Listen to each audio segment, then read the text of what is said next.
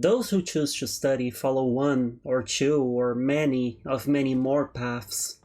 Some people study to become doctors, others study to become astrologists, some even study to become journalists, and then proceed to swear off the profession and regret the 4 years spent chasing a pointless degree for them.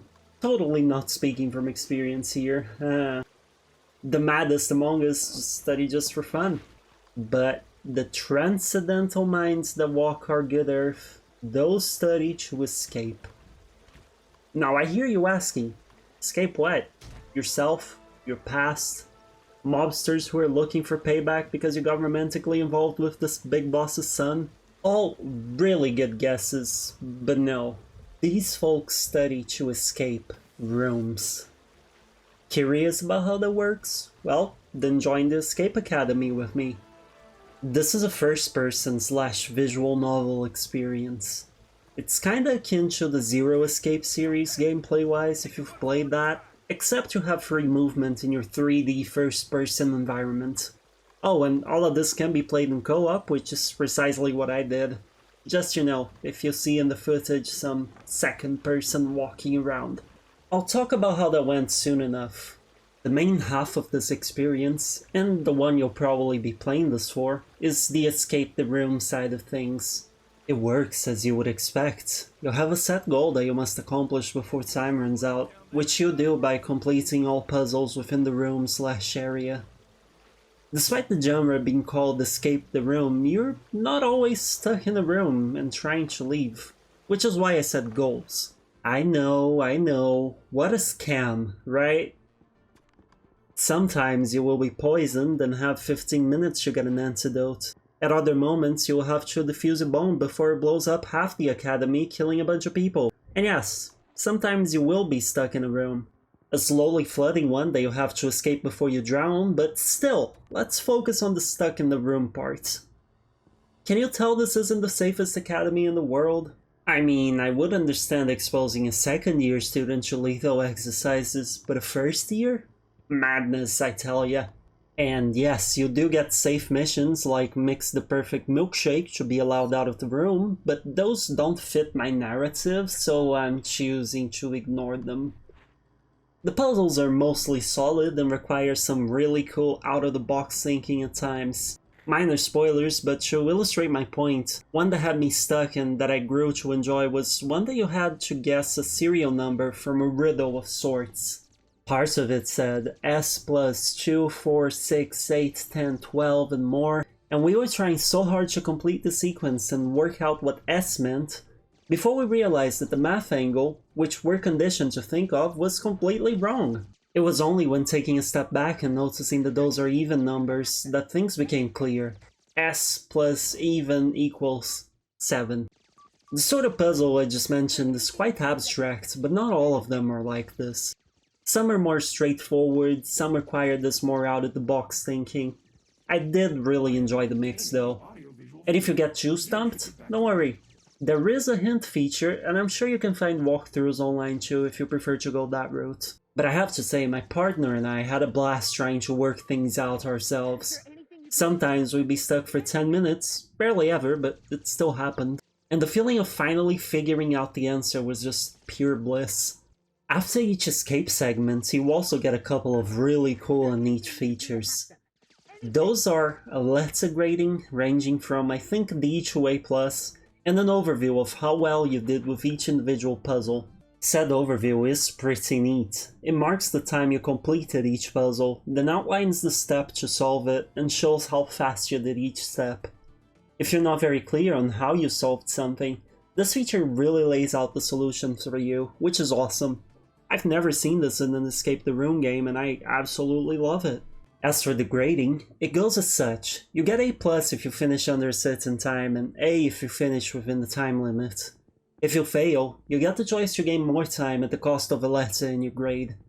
The time you gain gets exponentially bigger too, starting at 5 extra minutes and then 10. You can of course replay each of the game's 13 levels, or 18 if you have the DLC. All you have to do is head to your room and choose the level from the board there. In fact, the room is fairly neat. It changes a lot throughout the course of the game, with trinkets you get from your classes and missions, along with seasonal decorations. It's worth a visit. You can also use a radio and even check the badges you've earned in the academy. What's that? I never mentioned badges? Right, my bad. See, your main goal in Escape Academy is to, do well in school. And the way you do that is precisely by acquiring badges, which you can do by completing most of the Escape the Room segments. This is basically what motivates your character in the story, at least at first. And speaking of the story, it's presented mostly via the aforementioned gameplay's second half, the visual novel side of things.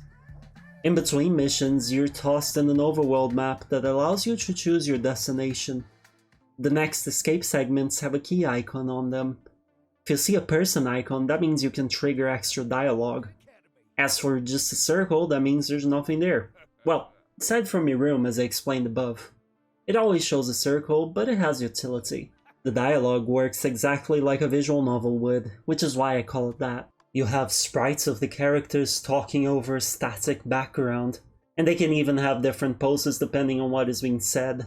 There is some voice acting on key moments and for a word or two when first starting some dialogues, but it isn't much.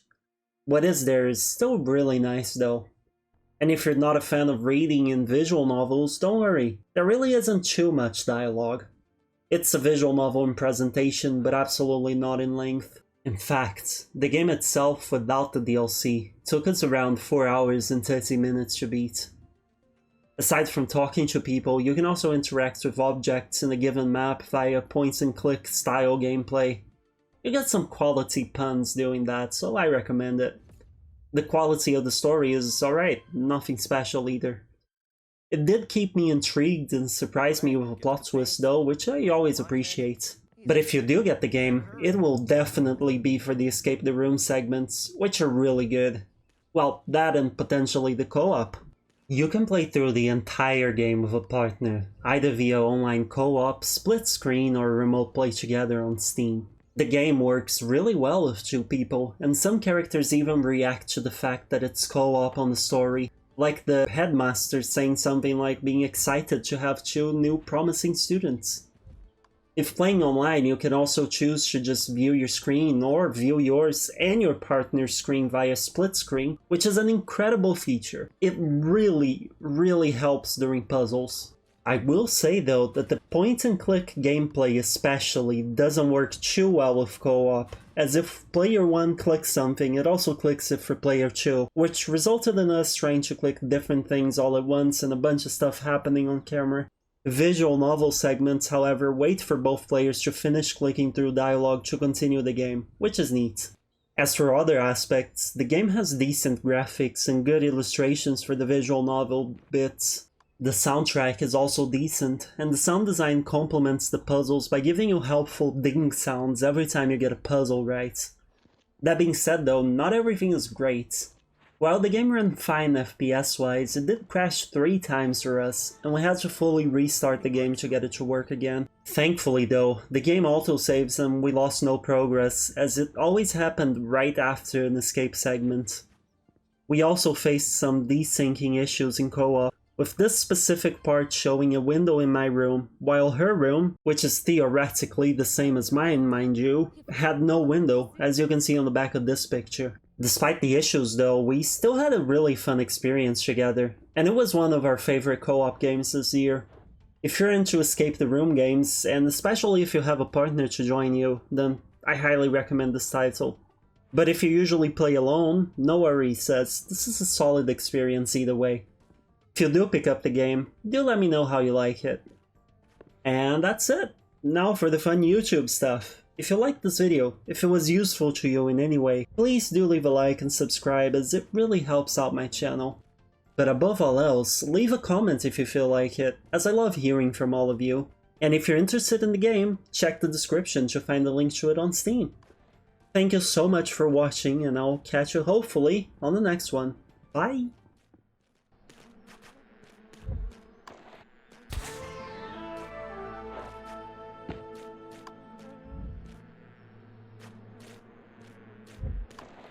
Aw, I've been looking for that.